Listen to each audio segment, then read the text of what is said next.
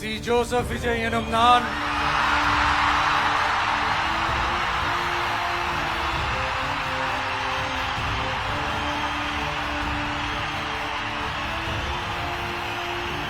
சட்டப்படி அமைக்கப்பெற்ற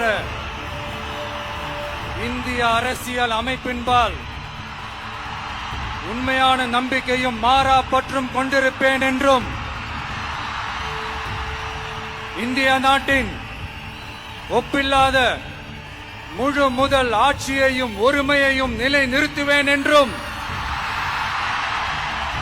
தமிழ்நாட்டு அரசின் முதலமைச்சராக உண்மையாகவும் உளச்சான்றின்படியும்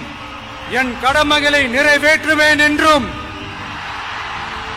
அரசியல் அமைப்பிற்கும் சட்டத்திற்கும் இணங்க அச்சமும் ஒருதலை சார்பும் இன்றி விருப்பு வெறுப்பை விலக்கி பலதரப்பட்ட மக்கள் அனைவருக்கும் நேர்மையானதை செய்வேன் என்றும் ஆண்டவன் மீது ஆணையிட்டு உறுதிமொழிகிறேன்.